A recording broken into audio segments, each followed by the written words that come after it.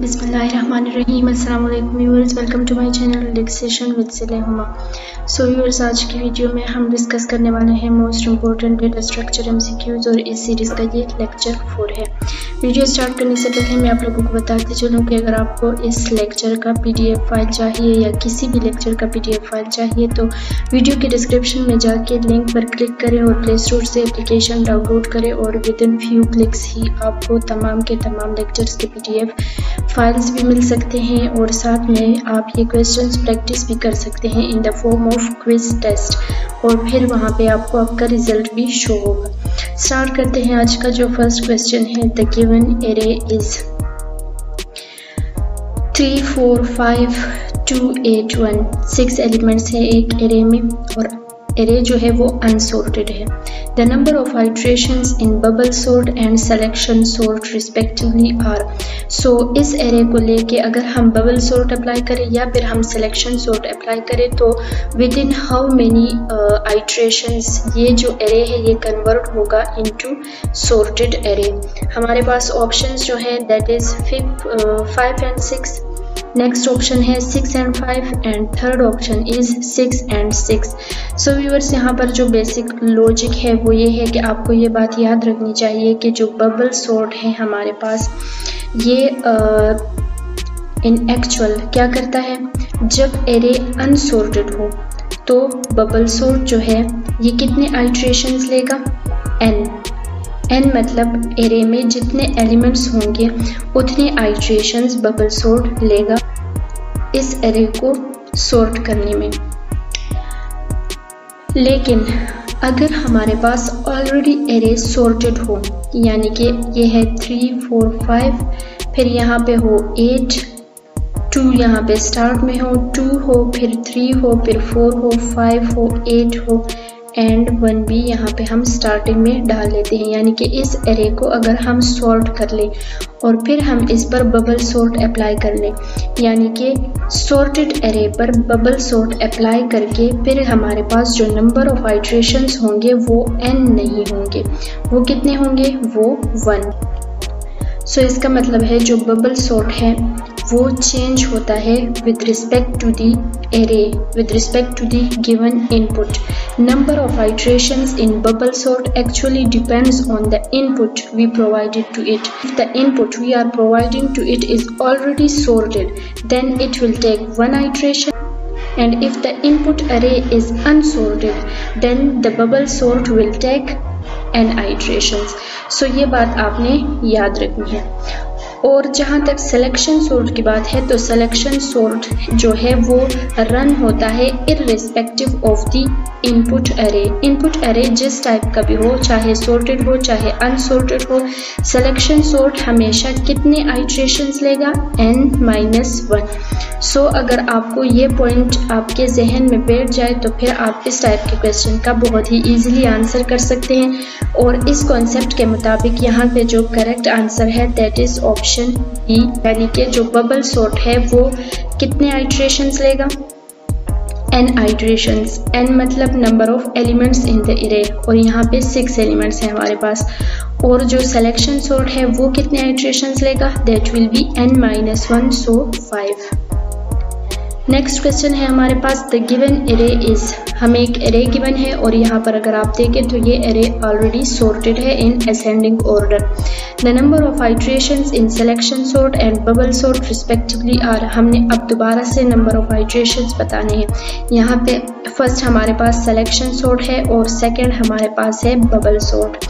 So question यहाँ पे options जो हमारे पास है that is 4 and 4, 1 and 4, 4 and 1। सो जो मैंने आपको अभी बात बताई उसके मुताबिक सिलेक्शन सॉर्ट कितने आइट्रेशंस परफॉर्म करेगा, that will be n-1। So n-1 यहाँ पे हमारे पास टोटल एलिमेंट्स 5 हैं, तो इसका मतलब वो डिपेंड करता है on the input. Array already sorted है सो इसलिए ये लेगा नंबर ऑफ आइट्रेशंस 1। तो इस लिहाज से यहाँ पे जो करेक्ट आंसर है that is option C, 4 and 1। 1 and 4 क्यों नहीं है? क्योंकि यहाँ पे पहले सिलेक्शन सॉर्ट है, उसके बाद बबल सॉर्ट है और यहाँ पर लिखा है रिस्पेक्टिवली, यानी कि जिस सीक्वेंस से हमें सॉर्टिंग एल्गोरिथम्स के नेम्स गिवन है उसी सीक्वेंस से हमने आंसर भी बताना है। तो सिलेक्शन सॉर्ट के लिए है 4 और बबल सॉर्ट के लिए है 1 आइटरेशन। नेक्स्ट क्वेश्चन है which of the following sorting algorithm does not have a worst case running time of order of n square. So viewers, याद रहे कि जितने भी हमारे पास सॉर्टिंग एल्गोरिथम्स हैं मर्ज सॉर्ट को निकाल के, बाकी insertion sort, bubble sort, selection sort, जो भी सॉर्टिंग एल्गोरिथम्स हैं उन सब के सब का जो वर्स्ट केस टाइम कम्प्लेक्सिटी है वो हमेशा ऑर्डर ऑफ n स्क्वायर रहेगी। सिर्फ और सिर्फ एक मर्ज सॉर्ट ऐसा है जिसका वर्स्ट टाइम जो कम्प्लेक्सिटी है वो ऑर्डर ऑफ n स्क्वायर नहीं है।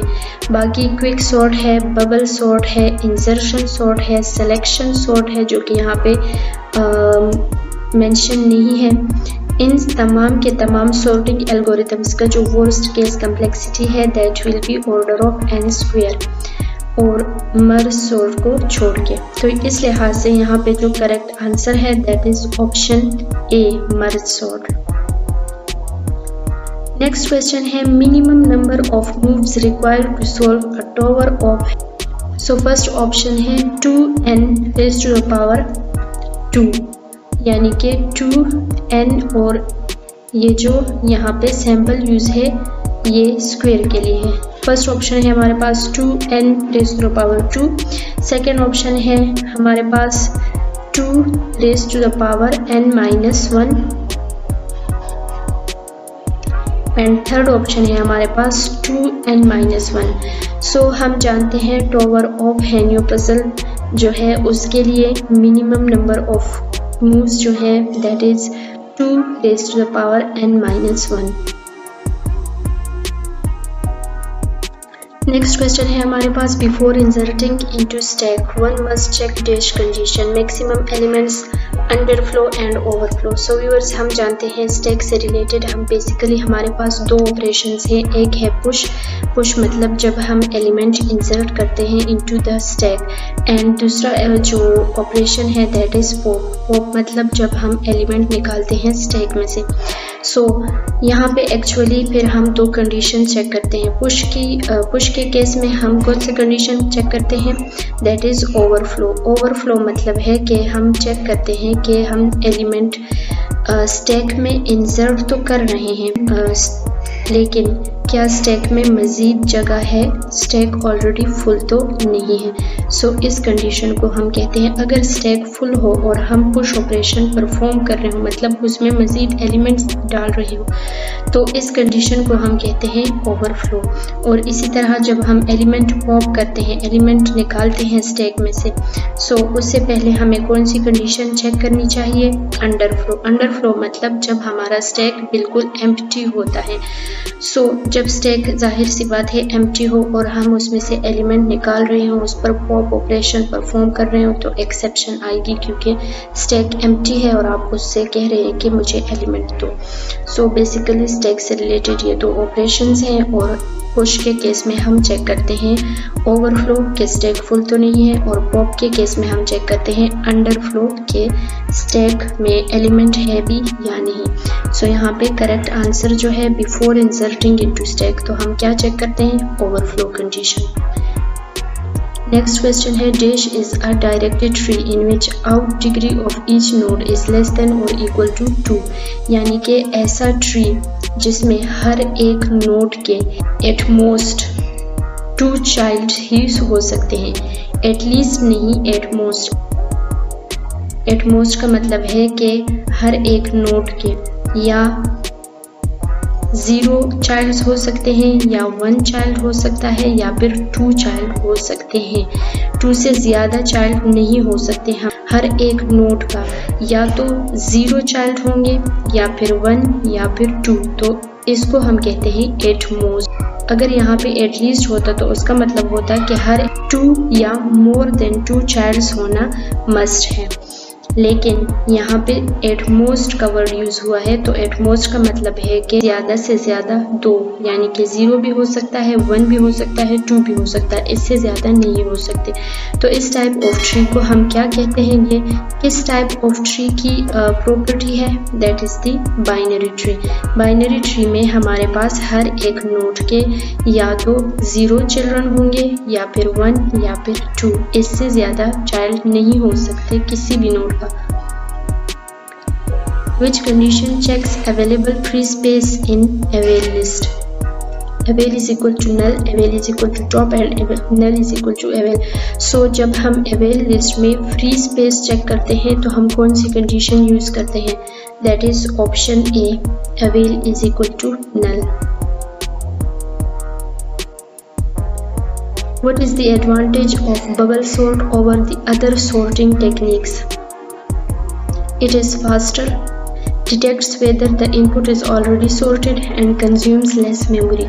So इसका जो basic advantage है as compared to the other sorting algorithms वो ये है कि it detects whether the input is already sorted। जैसे कि मैंने आपको पिछले क्वेश्चन में मैंने डिफाइन भी किया कि बबल सॉर्ट जो है उसके जो नंबर ऑफ आइटरेशंस हैं वो डिपेंड करते हैं हमारे जो इनपुट एरे होती है उस पर।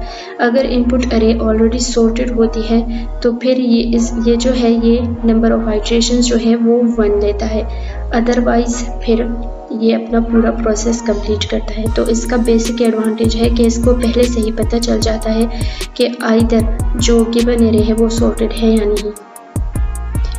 The complexity of merge sort is dash, order of n square and order of n log n. तो merge sort की जो complexity है, time complexity, that is order of n log n. Next question है which is the known linear data structure?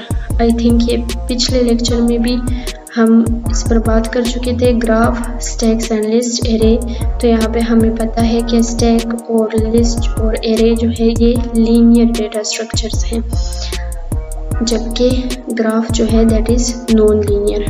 तो यहाँ पे correct answer है option A. आज के लेक्चर का ये लास्ट क्वेश्चन था। इसके साथ आज की वीडियो ख़त्म होती है। इंशाल्लाह नेक्स्ट वीडियो में हम आगे के 10 MCQs डिस्कस करने वाले हैं।